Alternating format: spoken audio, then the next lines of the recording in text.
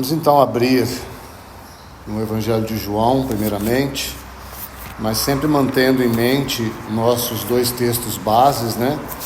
Efésios capítulo 1, os versos 9 a 11, e Efésios capítulo 3, também os versos 9 a 11.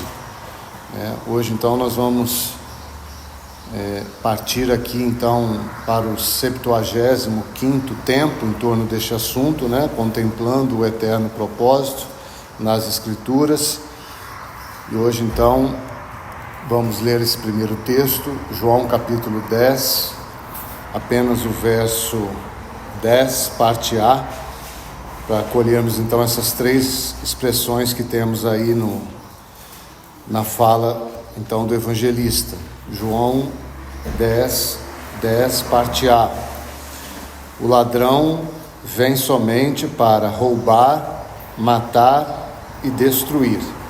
Vamos destacar essas três expressões aí: matar, roubar, matar e destruir.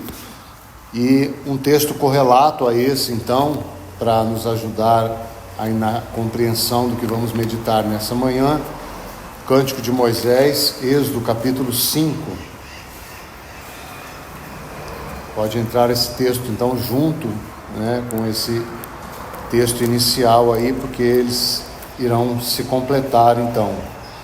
Êxodo capítulo 15, apenas a parte A do verso 9. Êxodo 15, 9. O inimigo dizia: perseguirei, alcançarei, repartirei os despojos, a minha alma se fartará deles. Vamos ter então mais uma palavra de oração.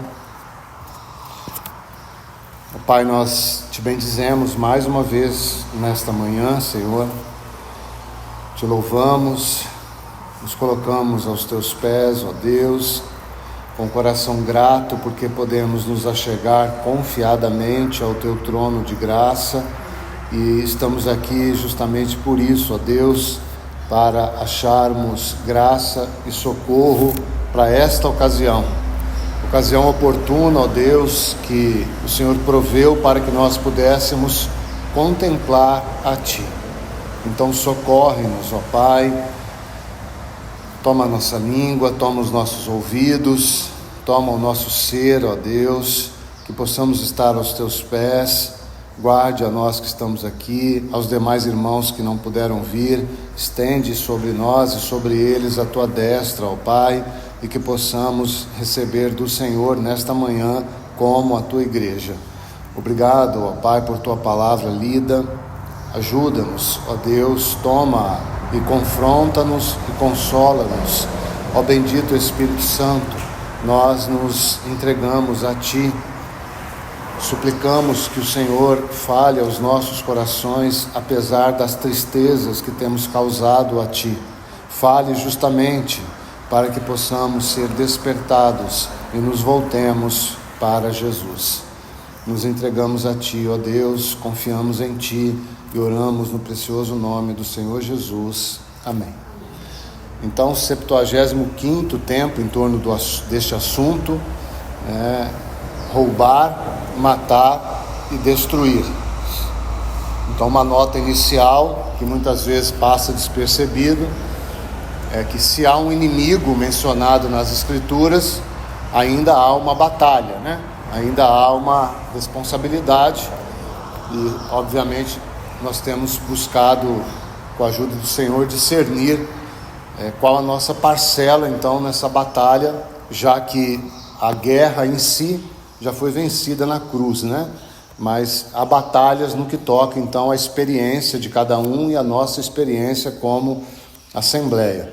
Então o fato é que o inimigo está aí, ele é um inimigo derrotado, mas ele é um inimigo que não deve ser subestimado também. Então sempre trazendo essa coerência de que a batalha espiritual, ela existe. Então, letra A, para os irmãos que estão tomando nota: roubar.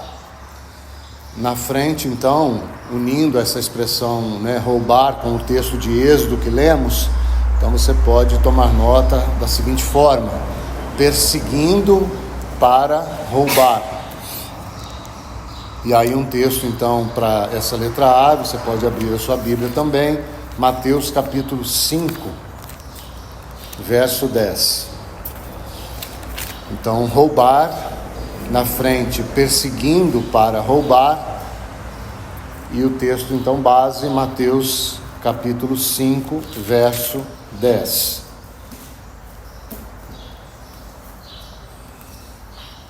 Bem-aventurados os perseguidos por causa da justiça, porque deles é o reino dos céus.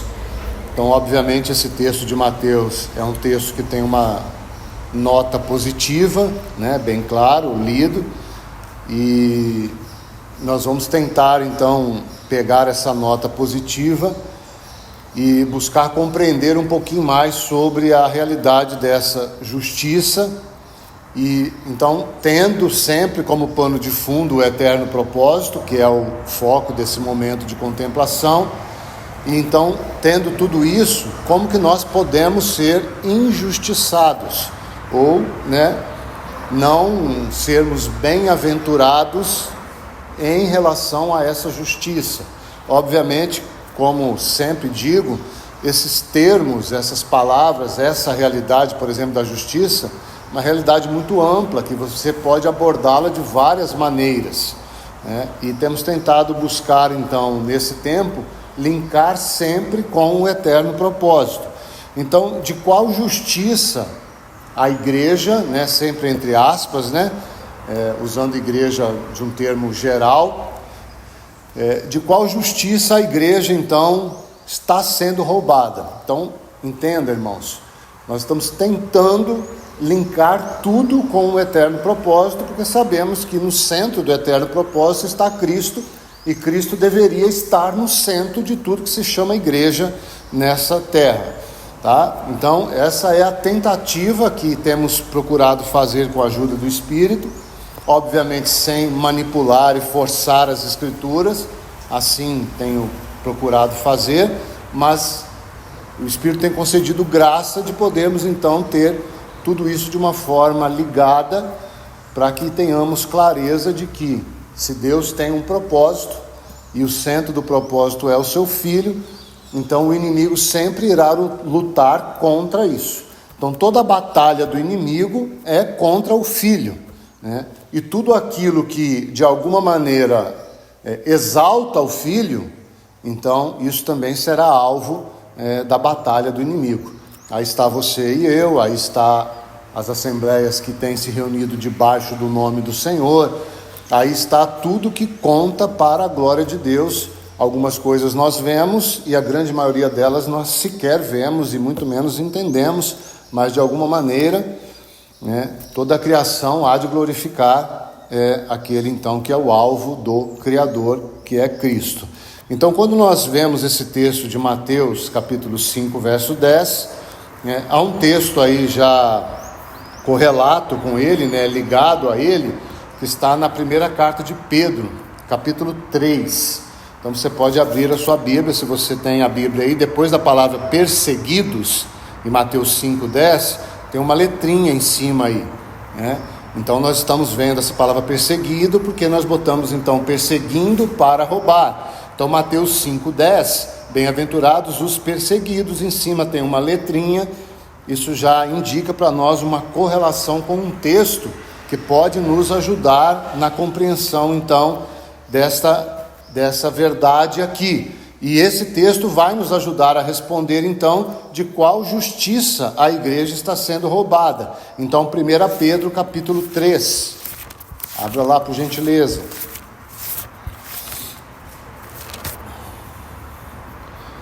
Nós vamos ler esse texto aí desde o verso 13 até o verso 22.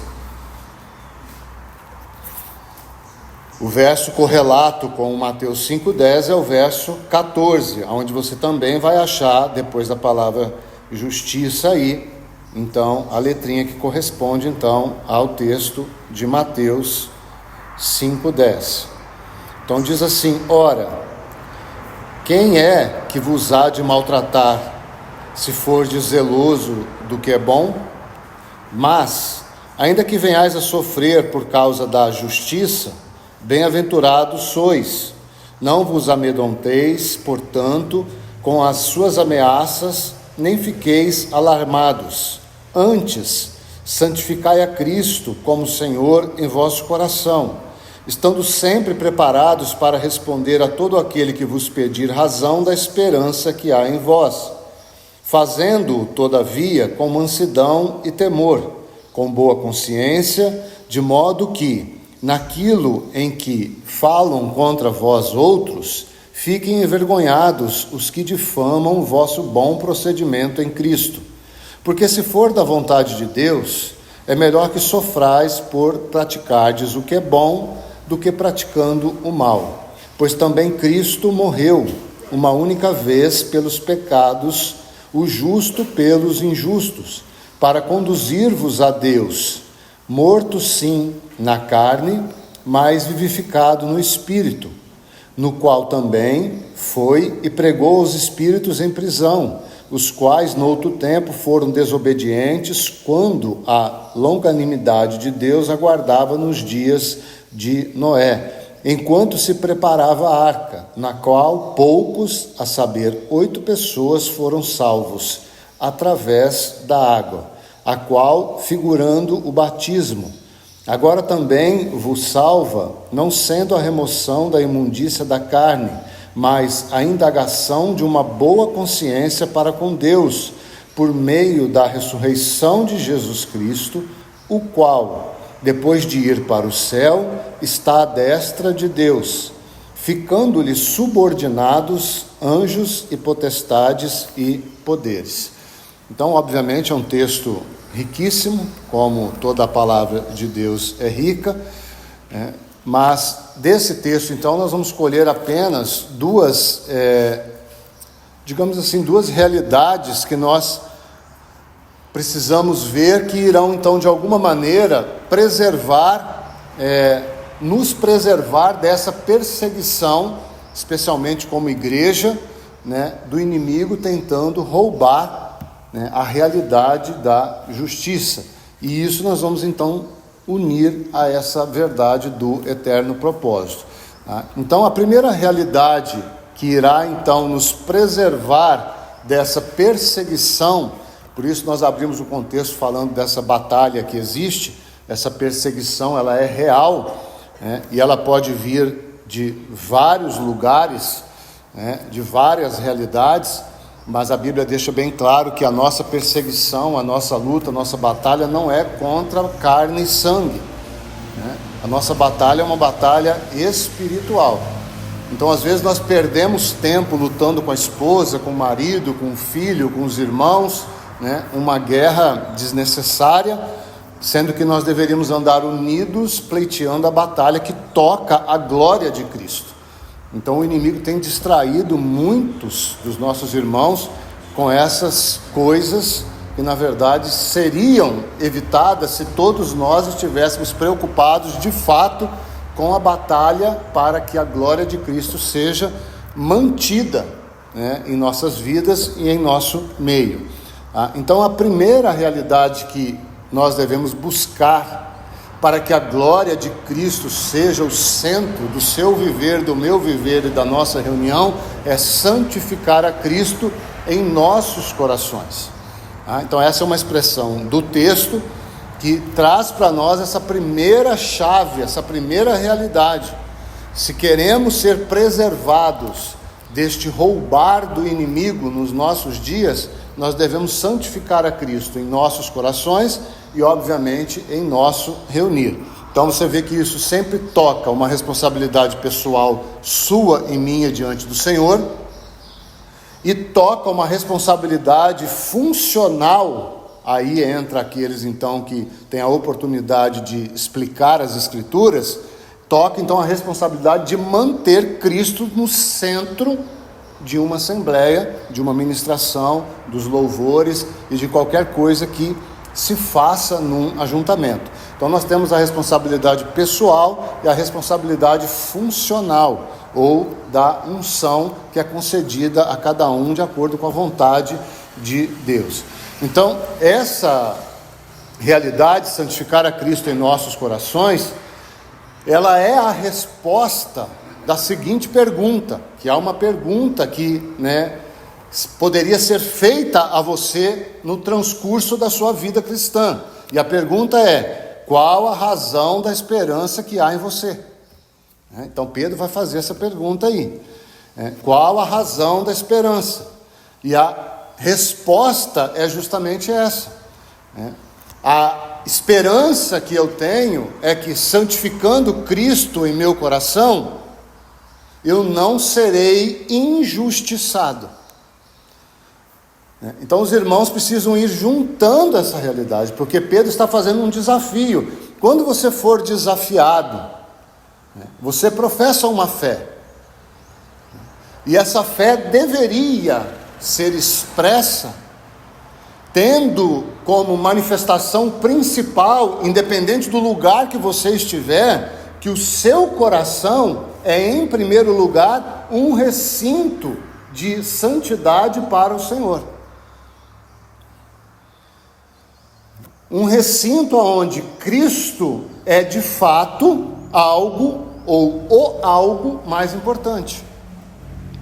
Então não adianta nós tentarmos basear toda a nossa razão de fé em fundamentos teológicos, se na hora de vivermos isso na prática, a nossa boca domina muito mais do que o nosso coração. O nosso pensamento domina muito mais do que o nosso coração. Os nossos pés se apressam para correr para longe do Senhor, porque o nosso coração não o ama tanto assim. Então sempre irá tocar essa relação pessoal em primeiro lugar. Por isso, santificai a Cristo no seu coração, no meu coração. Então essa é a razão da esperança da nossa fé. Ou seja, os outros verão que a sua fé tem uma razão, tem um fundamento, tem um alicerce. Alguém habita e é este o mais importante para você. E todas as demais coisas à sua volta têm o seu devido lugar e a sua devida importância, sem de maneira nenhuma tocar a santidade, entende? A separação, a singularidade de Cristo na sua e na minha vida. Quando Cristo não é santificado, quando Ele não é o separado, então, irmãos, a nossa esperança de fé começa a se apoiar em outras coisas. Então, a primeira realidade que irá te proteger nas investidas do inimigo, tentando dizer injustiça sobre você, mas você viu, contra vós outros fiquem envergonhados os que digam, difamam o vosso bom procedimento.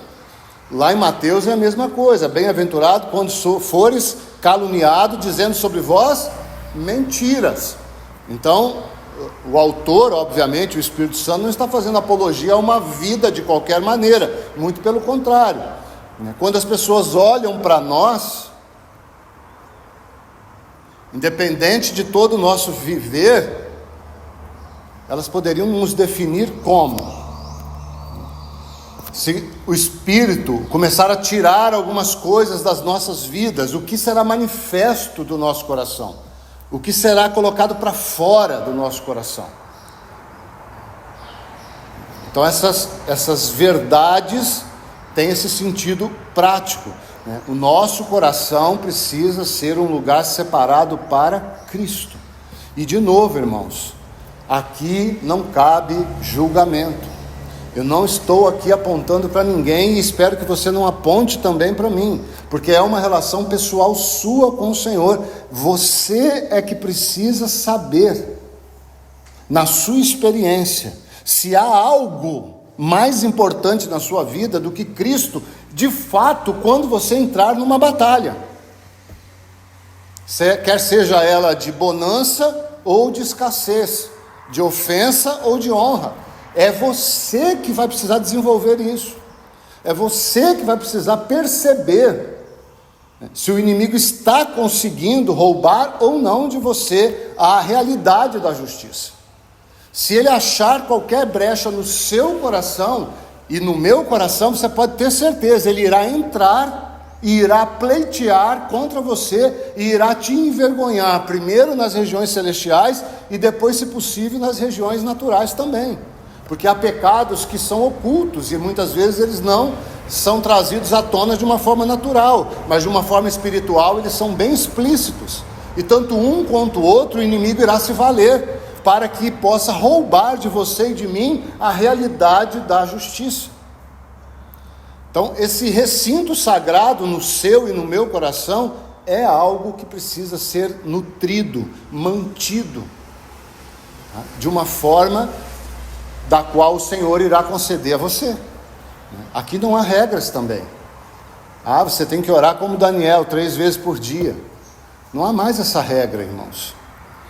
Você desenvolva o seu relacionamento com o Senhor e preserve-o a qualquer custo. Santificar a Cristo em vosso coração. Então, confessando que de alguma maneira Cristo é o Senhor da sua vida. Irmãos, como que nós confessamos isso, irmãos? São nas pequenas escolhas que nós fazemos, nas pequenas decisões que nós precisamos tomar, que de alguma maneira irá tocar a própria realidade de Cristo. Nas pequenas decisões. E de novo, isso infelizmente, talvez, mas por outro lado, felizmente também, é pessoal, irmãos. Terá um reflexo corporativo? Sempre terá, porque nós somos um só corpo. Não há como quebrarmos isso. Mas você recebe uma proposta, uma fala, um desafio, um convite e tantas coisas que nós recebemos todos os dias. Como Tiago nos orienta que tomemos a decisão? Santificando a Cristo em nossos corações. Nós não devemos olhar se lá é um bom lugar para morar porque tem sossego, se lá é um bom lugar para morar porque eu posso negociar e ganhar dinheiro, se lá eu posso comprar, não. Se o Senhor quiser, eu vou, faço e faço.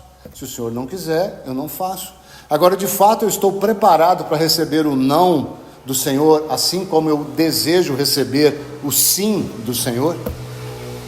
Então isso é santificar a Cristo em nosso coração. Aonde ele vai sempre atacar, então, em primeiro lugar, essa realidade da filiação. Sempre será aí, porque um filho deveria ter essa realidade de comunhão com seu pai, o nosso pai espiritual, sempre real, sempre verdadeira. E o inimigo ele vai investir justamente na sua e na minha filiação. Foi aonde ele começou com o Senhor Jesus e ele não vai mudar a estratégia.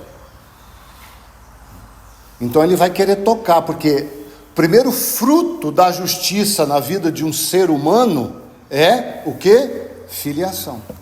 Justificados, pois, fomos feitos filhos, ou seja, temos paz com Deus. Então é aí que ele quer entrar. Então a perseguição vai sempre tentar roubar a realidade de que você é um filho, guardado pela justiça de Deus, não da sua própria justiça.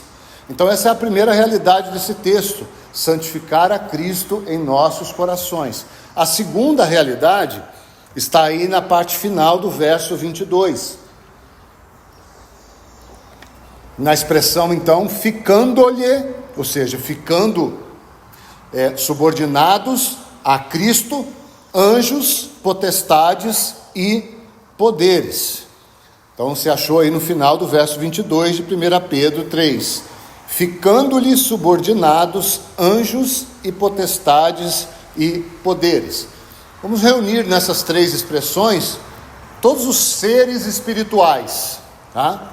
No sentido então de serem criados seres espirituais, não os homens que têm o Espírito Santo habitando, mas os anjos caídos, os eleitos, potestades, principados, arcanjos, enfim, toda a série de nomes que para nós agora pouco importa o sentido, a hierarquia, a função de cada uma delas.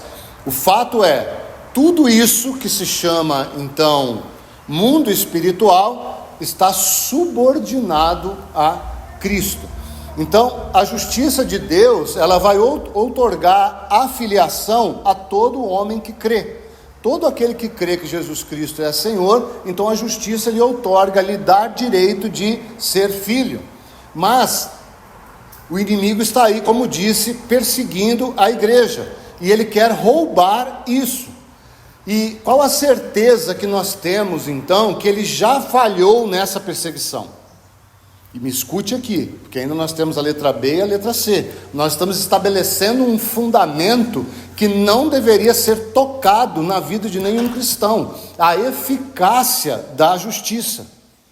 Então, qual a certeza que nós temos que o inimigo não vai conseguir êxito com relação a roubar de você a filiação? Aí nós linkamos com o eterno propósito. Porque se você tem um pouquinho de lembrança, você vai, quando você lê anjos, potestades e poderes, você vai lembrar de um texto aí: quem nos separará do amor de Deus? Vamos lá, esse texto, Romanos 8. Obviamente nós não vamos ler todo o texto, mas vamos destacar só a expressão que nós estamos buscando ver, que é a perseguição, porque ela está relatada aqui também, no verso 35. Então, Romanos 8, 35. Quem nos separará do amor de Cristo? Será tribulação, ou angústia, ou perseguição? E ele segue. Vamos só pegar a palavra perseguição, porque nós estamos destacando aqui, que o inimigo está perseguindo para roubar, e roubar a essência mesmo, então, da filiação. Então, será que a perseguição pode nos separar do amor de Deus? O que você acha? Irmãos, em nome de Jesus, quando o inimigo fizer essa pergunta para você, ainda que seja talvez através da minha boca, você tenha um não muito sonoro para dizer para ele: não pode me perseguir. Não pode, no que toca à realidade da justiça na sua vida como filho. Ele não pode alcançar êxito sobre você. Nós ainda temos a letra B e a letra C, mas calma, nesse fundamento, é o que o texto está afirmando: quem nos separará do amor de Cristo? Ele está fazendo uma pergunta, e o inimigo faz essa pergunta: será que isso que você fez não pode te separar do amor de Cristo? Ou de Deus que está em Cristo? Você nunca ouviu essa pergunta do inimigo? Qual foi a sua resposta quando ele te fez essa pergunta? Quando você tropeçou e pecou, quem é o primeiro que está ali te acusando? Às vezes tem algum irmão que é mais rápido que Satanás, né? Mas vamos deixar Satanás em primeiro lugar aí, né? É ele que está ali do seu lado. Olha, isso vai te afastar de Deus, te levar para o inferno. Qual a resposta que você dá? É a resposta do texto: não, não pode. Nada vai nos separar. Nada. Agora, por que eu vim a esse texto? Não só pela palavra perseguição, que é o foco dessa letra A nossa, mas é que, irmãos, o que nós temos nesse contexto do capítulo 8 de Romanos, que finda toda a parte, digamos assim, doutrinária da carta, nós temos a consumação do eterno propósito. Se você olhar o verso 28 e 29, olha só, Romanos 8, 28 e 29, sabemos que todas as coisas cooperam para o bem daqueles que amam a Deus, daqueles que são chamados segundo o seu propósito, porquanto aos que de antemão conheceu, também os predestinou para serem conformes à imagem do seu Filho, a fim de que ele seja o primogênito entre muitos irmãos. Não é esse o propósito eterno consumado? Cristo no centro como o Filho e os seus filhos fiéis ao seu lado. Então todas as coisas estão cooperando para o bem do propósito, especialmente nas vidas daqueles que amam o Senhor Jesus. Então quando nós pensamos isso, quando nós olhamos esse tema da contemplação do eterno propósito, onde Cristo é, digamos assim, separado, onde Cristo é o centro, Cristo é tudo, quando o inimigo então vier roubar e tentar roubar a nossa esperança, o que nós vamos ter que fazer? Eu escrevi uma pequena frase, e depois você toma nota ouvindo o áudio, para fecharmos essa letra A. E essa frase diz mais ou menos assim, para contextualizarmos o valor da contemplação do eterno propósito naquilo então que anula essas perseguições do inimigo sobre as nossas vidas. Então eu escrevi mais ou menos assim: contemplando o eterno propósito, onde Cristo é separado de tudo, o centro, para que quando o inimigo vir roubar de nós a esperança que temos pela justiça de Cristo, somos filhos, seja ele envergonhado e Cristo exaltado e glorificado na igreja. Então, irmãos, se o inimigo está te perseguindo, tentando de alguma maneira roubar a realidade da justiça que te fez filho, qual a razão da esperança da vossa fé? Cristo habita no seu e no meu coração. Essa convicção, irmãos, irá anular todas as investidas de Satanás contra você. Então santifica a habitação, sabe? Pega o seu coração e de alguma maneira, pela fé, o isole de qualquer investida de Satanás. Satanás não tem direito de penetrar o seu coração com essas perseguições fraudulentas. Quando ele vier, você usa as palavras do Senhor Jesus: aí vem o príncipe deste mundo. O que o Senhor Jesus disse? Ele não tem nada a ver comigo. Maior é o que está dentro do seu coração do que tudo que te persegue ao derredor. Ao derredor já vamos para Pedro. O inimigo está como um leão rugindo ao seu lado, procurando devorar-te. Mas ele está onde? Ao derredor. Porque dentro, irmãos, há um lugar santo, aonde Cristo habita. E é responsabilidade minha e sua preservar esse lugar incontaminado. E aí então nós vamos para a letra B, para a gente tocar um pouquinho dos desafios então dessa preservação. Então letra B, matar. Na frente então você pode colocar alcançando para matar.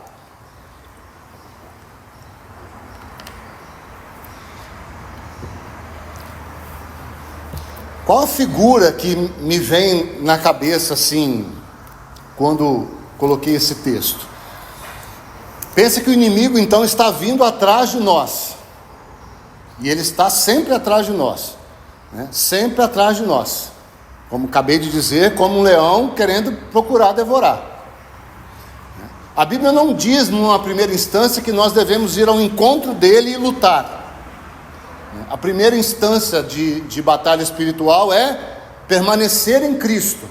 Então nós vamos pensar que Cristo está indo numa direção, e o inimigo está perseguindo, e nós todos atrás de Cristo, pegando as pisadas, ou pisando nas pegadas do Senhor.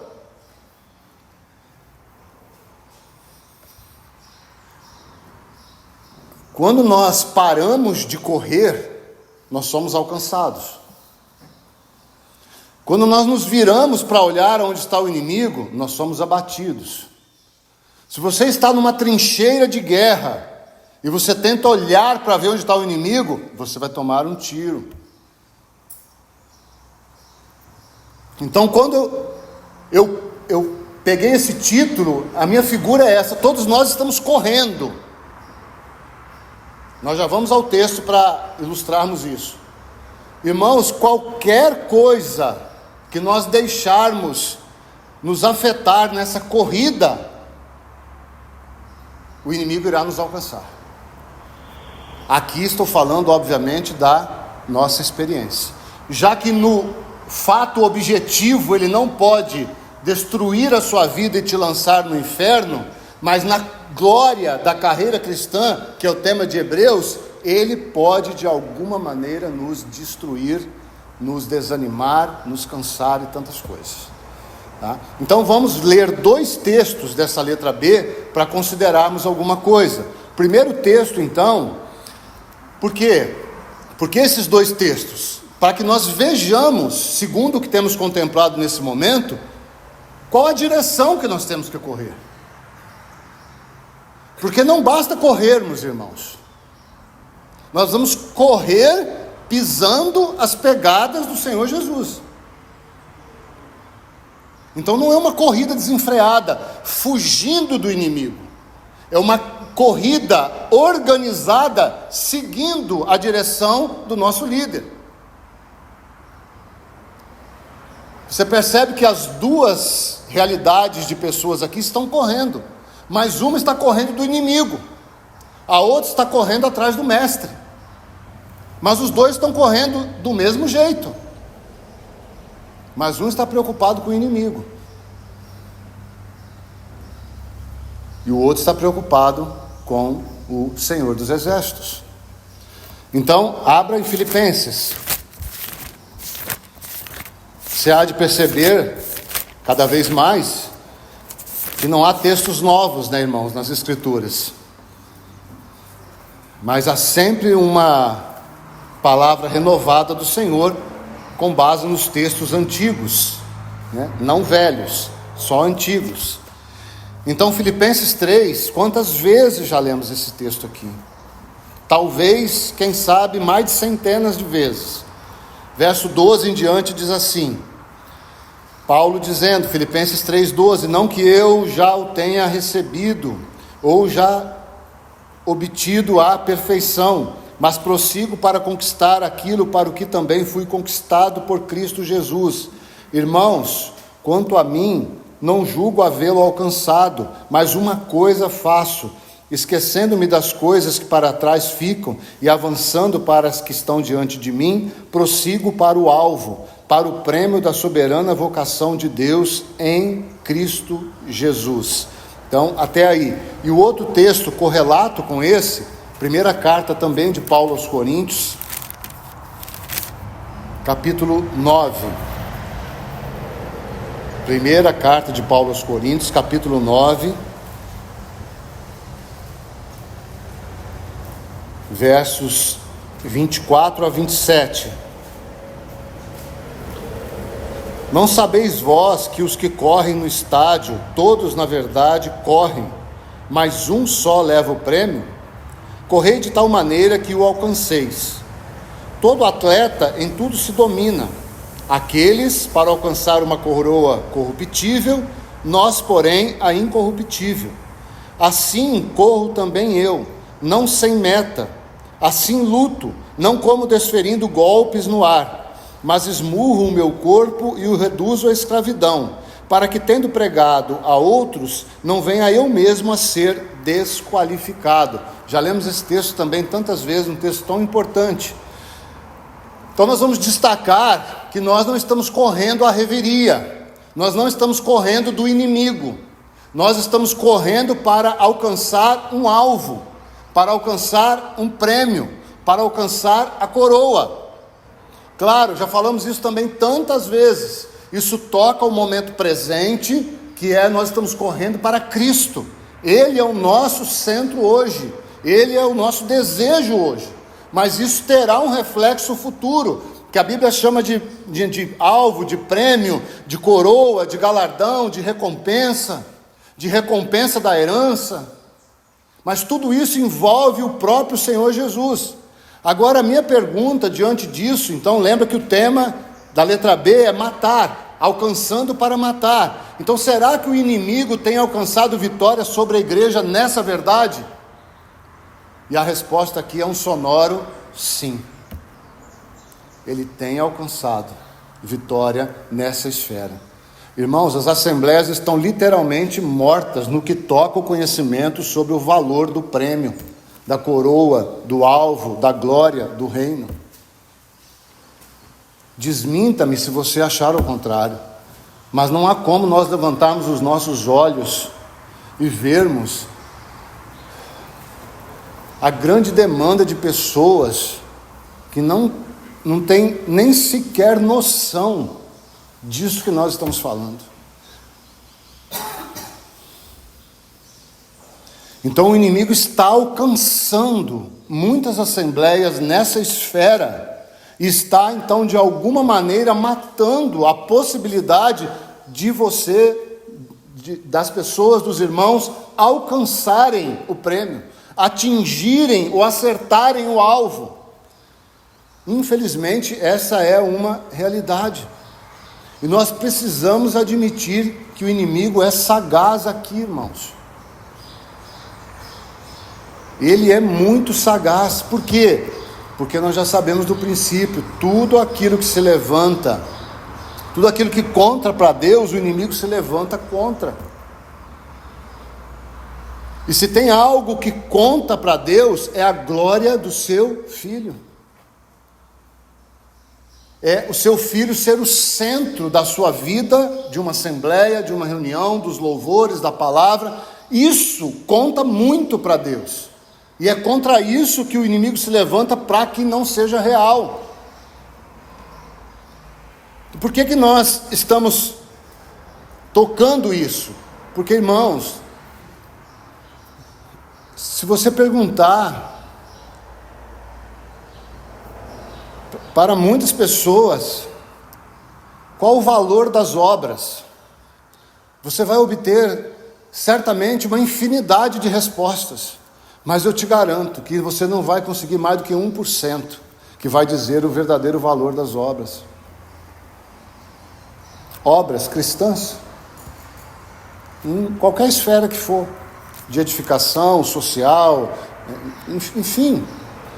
Qual o valor da obra de um cristão?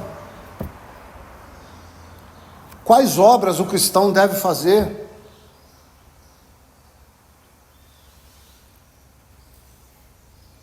Então, há obras que o Senhor preparou de antemão para que andássemos nela, porque são essas obras que irá gerar nos filhos a fidelidade, que irá então levá-los a alcançar o prêmio. Então não é a obra pela obra, não é a obra pela necessidade, não é a obra para a salvação, não é, irmãos. Há algo por trás que move todas as ações de um cristão.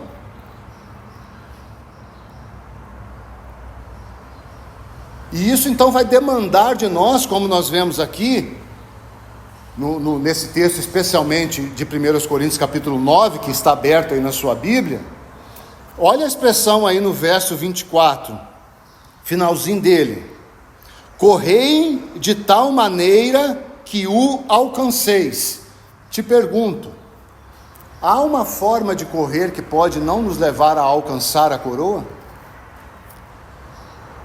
Se o texto está afirmando que nós devemos correr de uma tal maneira que o alcanceis, pode haver uma outra maneira que não nos leva a alcançar.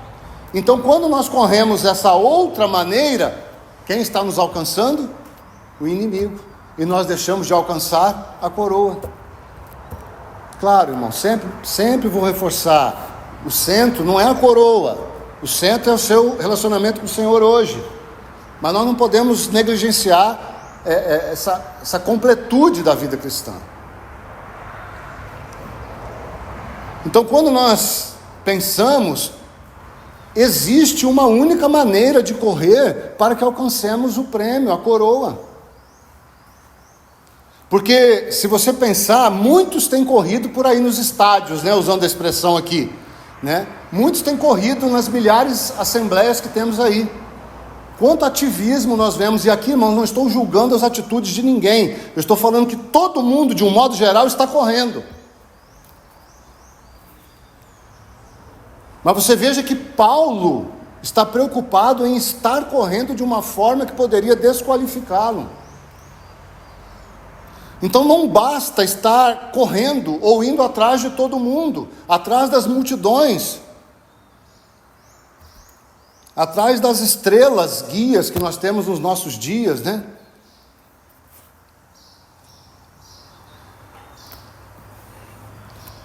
Muitos estão correndo aí atrás de um prêmio corruptível. O que é esse prêmio corruptível, irmãos? É o que eles estão recebendo aqui agora. É a glória de homens. Há irmãos, vou usar essa expressão com temor e respeito, obviamente, que já estão refém dessa corrida. Se eles pararem de correr, eles não suportam perder a glória que eles já têm. Já tivemos irmãos que adoeceram, porque de alguma maneira a sua posição em glória foi abalada. Entraram em depressão, saíram do país e se esconderam em outro país, quando a glória da sua posição foi tocada. Pessoas que nós conhecemos, públicas. Por quê? Porque estão correndo, e aqui não estou julgando, estou trabalhando o princípio. O que eu falo aqui é testemunho aberto, você pode ver em qualquer lugar aí na internet. Estavam, vamos colocar de uma forma aqui mais na Irmandade, estavam correndo atrás de um prêmio corruptível. Mas quantos ainda hoje estão correndo assim? Numa esfera muito inferior, será que o meu e o seu coração também não está correndo por algo que seja corruptível? Por uma satisfação aqui agora, simplesmente? Isso vale para você, vale para mim. Seguindo o que Paulo vai dizer, muitos não estão conseguindo dominar a sua alma. Lembra lá de Êxodo que nós lemos?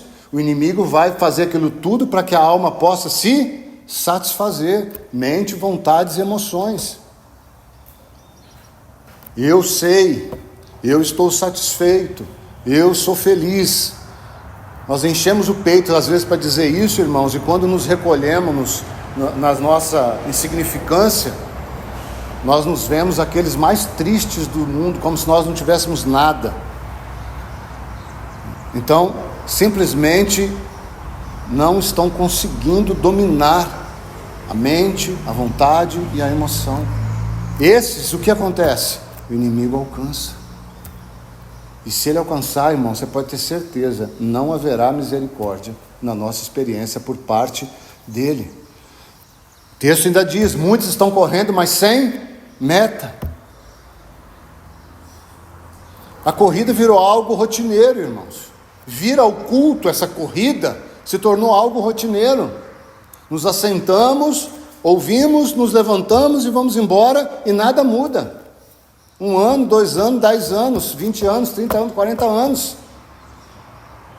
Então é uma corrida sem meta.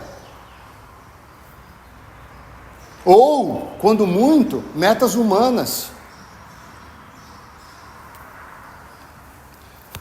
Muitos estão, como Paulo vai dizer aqui, não ele, mas muitos, desferindo golpes no ar. Certamente o irmão João vai tocar nessa expressão lá em Hebreus. Só tome nota do texto. Porque qual é o resultado de você ficar desferindo golpe no ar? Você sabia que cansa mais desferir golpe no ar do que você socar um soco de pancada?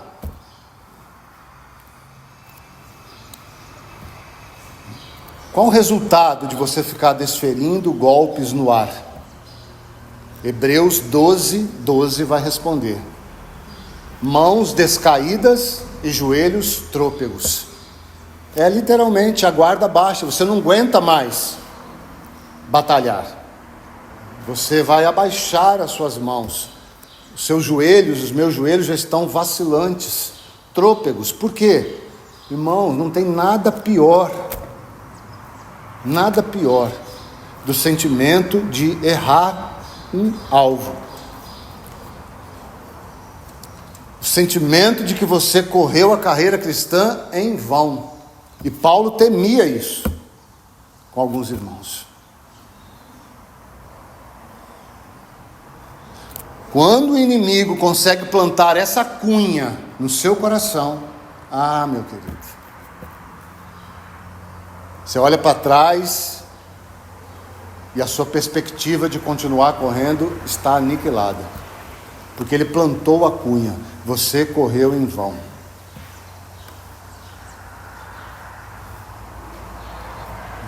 Então, desferindo. E ele finaliza aqui, não esmurrando o corpo. Irmãos, nós poderíamos entrar nesse tema do corpo aqui de tantas formas. Pense naquilo, por exemplo, que foi a realidade de Esaú, Qual foi a realidade de Esaú? Esaú estava com fome. Você já teve fome? E ele trocou, irmãos, por um prato. Então nós temos um estigma sobre os cristãos que é algo terrível, que hoje em dia se deteriorou ainda mais, Se ouvia muito, hoje não ouve mais, mas nós sabemos que ainda é muito realidade. Crente não bebe, mas come. Hoje, irmão, nós já podemos dizer assim, crente bebe e come, Porque a bebida já se tornou algo comum, Infelizmente. Então, quando Paulo fala em dominar o corpo, ele também está tocando nessas áreas, entre aspas, menos importantes. Que luta irmãos, para nós dominarmos os nossos desejos, nesse aspecto. Então, algo simples. Imagine as coisas mais sérias, que nós precisamos aprender a dominar. Então, essa é a realidade que o inimigo está alcançando. Nós não podemos negar, irmãos, na experiência de tudo que se chama cristandade, o inimigo está alcançando vitória nessa área. A igreja não sabe o verdadeiro valor de sermos fiéis a Cristo. Nós somos fiéis até o ponto em que somos satisfeitos com essa fidelidade. Quando nós vamos abrir mão de qualquer coisa em nome da fidelidade a Cristo, aí findou a carreira cristã. Lembra aquela expressão? Nós não estamos segurando com mão leve, nós estamos agarrados a tudo aquilo que está à nossa volta. E nós precisamos que o Senhor nos livre disso. Letra C e última, faremos isso também, obviamente, dentro daquilo que o Senhor tem nos concedido de graça. Destruir.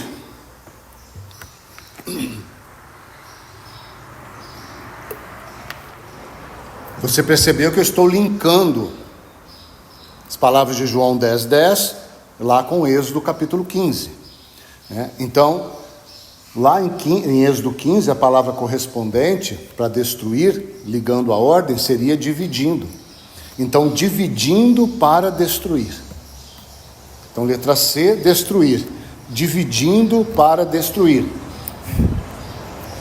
Eu queria ler um texto apenas ilustrativo, mas que não deixa de ser muito significativo dentro do que nós vamos ver agora em pouco tempo. Lucas capítulo 11. Abra comigo.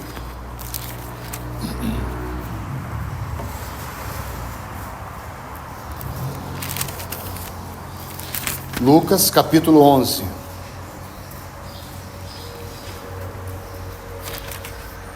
Talvez uma das pouquíssimas vezes, vamos colocar assim, com muitas ressalvas, que Jesus se defende, Com muitas ressalvas, porque ele não precisava se defender, porque a defesa dele era a própria identidade dele.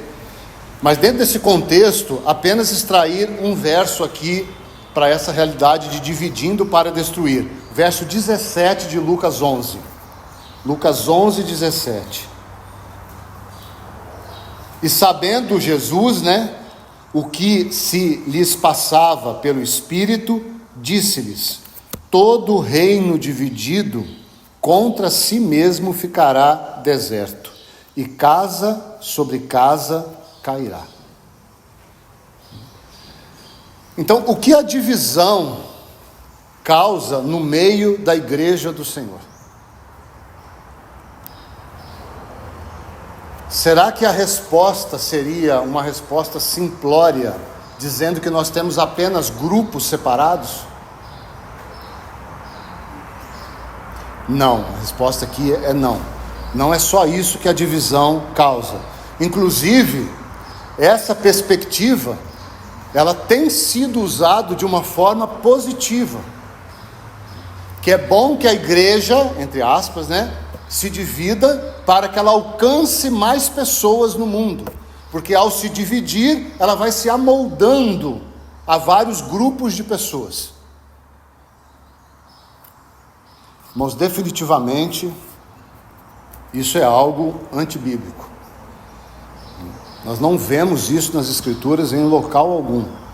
Essa divisão para contextualizar a igreja a um determinado grupo de pessoas. Porque quando isso acontece, nós estamos amoldando a palavra ao homem.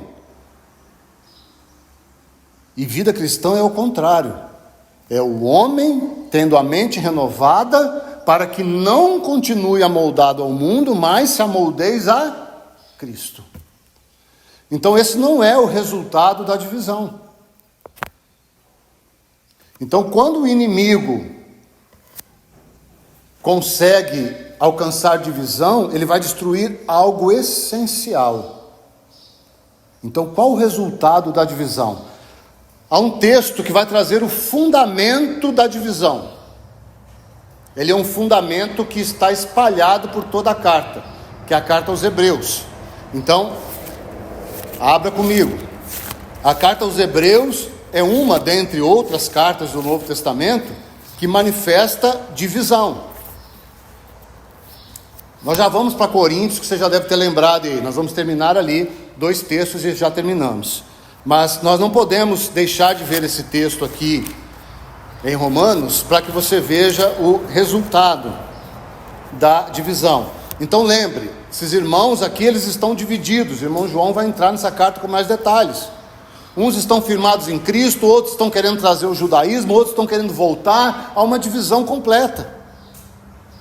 Uns estão cansados, uns estão lutando, uns estão sendo fiéis, uns estão tropeçando, totalmente divididos.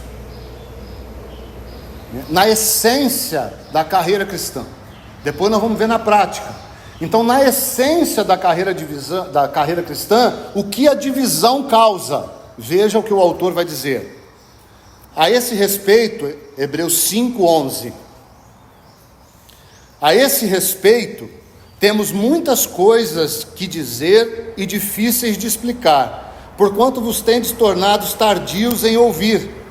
Pois com efeito, quando devis ser mestres, atendendo ao tempo decorrido, tendes novamente necessidade de que alguém vos ensine de novo quais são os princípios elementares dos oráculos de Deus. Assim vos tornastes como necessitados de leite e não de alimento sólido.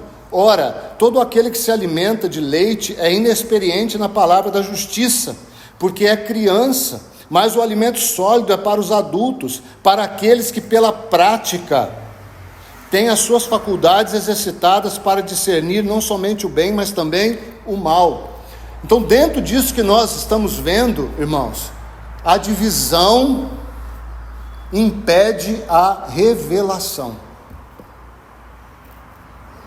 A divisão impede a revelação. É isso que o autor está dizendo como fundamento aqui na carta aos Hebreus, capítulo 5, o texto que lemos. Ele está dizendo assim: olha, vocês deveriam estar todos focados em Cristo. Mas pelo fato de vocês estarem divididos, uns estão focando nisso, outros naquilo outro, eu não posso passar para vocês aquilo que eu recebi do Senhor.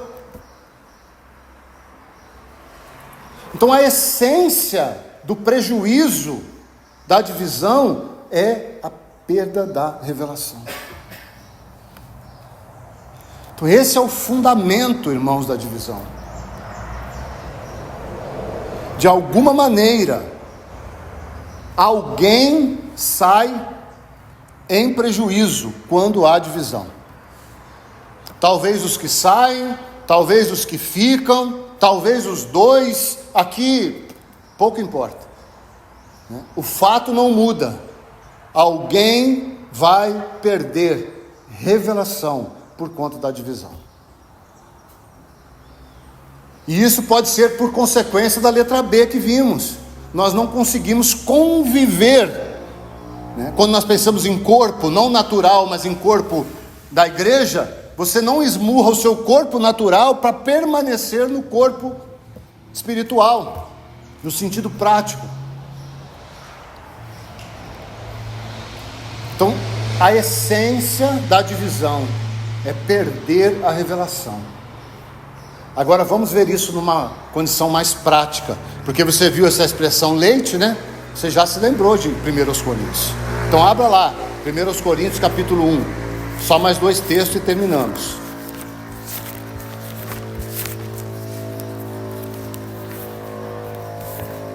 Vamos ler aí 1 Coríntios capítulo 1, os versos 10 a 13 primeiro. 1 Coríntios 1, 10 a 13. Rogo-vos, irmãos, pelo nome do nosso Senhor Jesus Cristo, que faleis todos a mesma coisa, e que não haja entre vós divisões.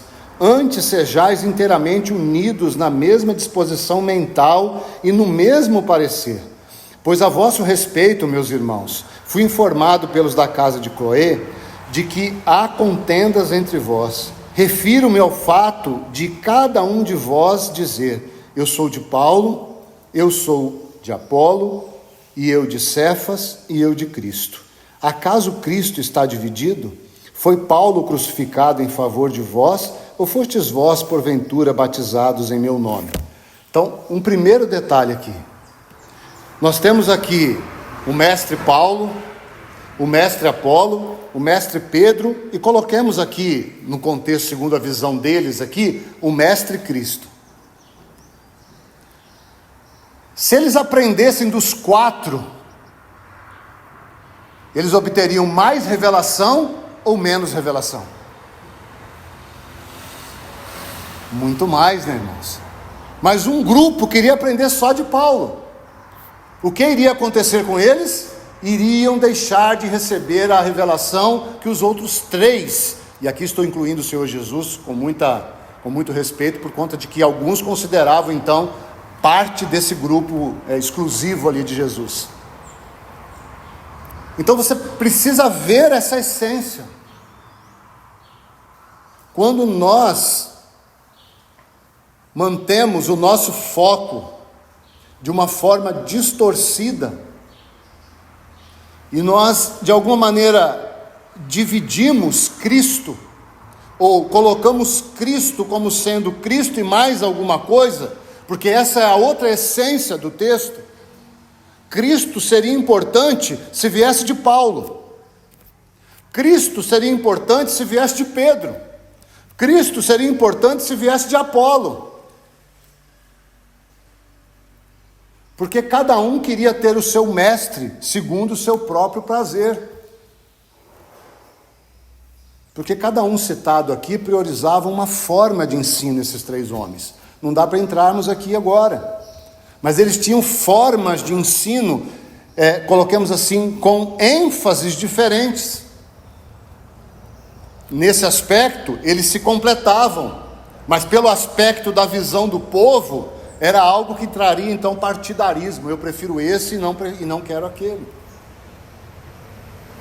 Então a divisão continua na experiência, impedindo que nós obtenhamos revelação. Eu não vou entrar na nossa história, irmãos, mas você puxe na sua memória. Quantos poderiam estar de alguma maneira, talvez, falamos isso com toda humildade diante do Senhor, recebendo o que nós estamos recebendo. E talvez quanto mais nós poderíamos estar recebendo se estivéssemos unidos a outros irmãos segundo a direção do Senhor. Quem sabe isso pode acontecer no tempo do Senhor. Já temos recebido muito de outros irmãos indiretamente, porque não é desejo nosso nos mantermos isolados da igreja do Senhor. Muito pelo contrário, é andarmos com aqueles que andam debaixo do nome do Senhor, e recebermos tanto dessa geração, como de tantos outros que para trás já ficaram, e deixaram para nós escritos preciosos, dos quais temos usado para que possamos ampliar a revelação que temos recebido do Senhor. Virando a página, vamos ler o texto aqui e também terminamos. 1 Coríntios capítulo 3.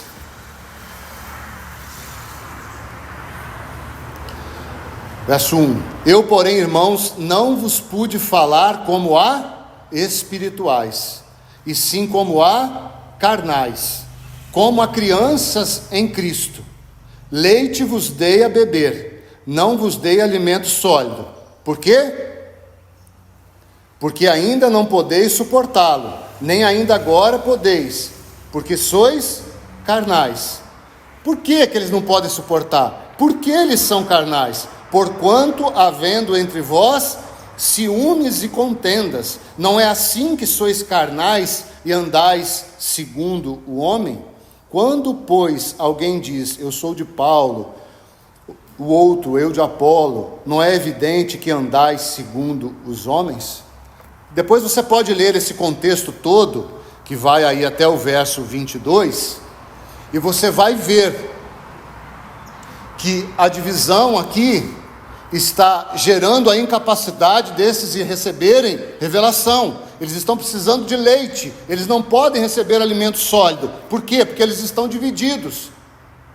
E essa divisão iria gerar neles todos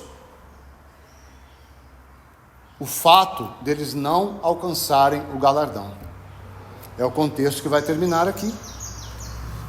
Porque Paulo vai dizer assim, olha, vocês devem edificar de uma forma, sobre o ouro, prata e pedras preciosas. Isso vai gerar para vocês uma recompensa. Mas eu não posso ensinar para vocês como edificar sobre o ouro, a prata e pedras preciosas, porque vocês estão preocupados com vocês mesmos. Estão divididos. Então eu não posso ensinar, eu não posso trazer a revelação. E aí, enquanto a revelação não chega, uns vão acertar e outros vão errar. Então a divisão impede que nós venhamos a comer, todos nós, alimento sólido. E aqui nós voltamos no início. Se Cristo não está santificado no seu coração, escute isso, você pode estar aqui, separado dos demais. Então não pense em divisão apenas em algo geográfico. Porque você pode estar aqui, eu posso estar aqui nesta manhã, e o meu coração está separado do que você está ouvindo nesta manhã. Se o seu coração está separado, João Vitor trouxe a ministração, palavras como sendo palavras de Deus. Se o seu coração está separado disso, o que vai acontecer com o seu ou com o meu coração? Não vou obter revelação. Não adianta, irmãos.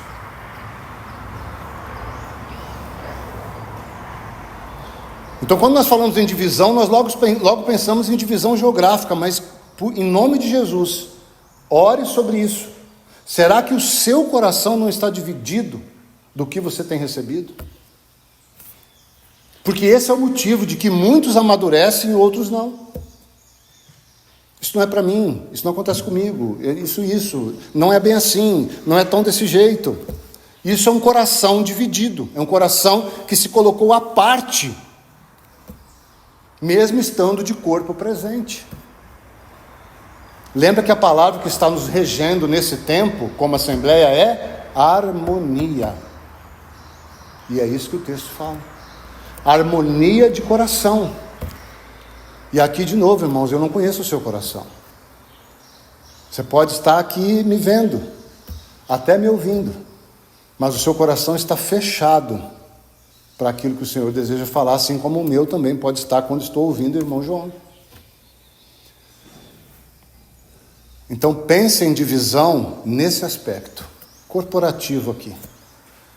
Senão a gente olha para o outro e esquece de olhar para nós, que é o exercício que nós precisamos fazer. Porque senão, irmãos, o que vai acontecer é falta de revelação. Você ouve, eu ouço, mas eu não consigo avançar em nada naquilo que estou ouvindo. Então, a divisão, ela causa ela gera a impossibilidade de recebermos revelação. Não pude vos dar alimento sólido.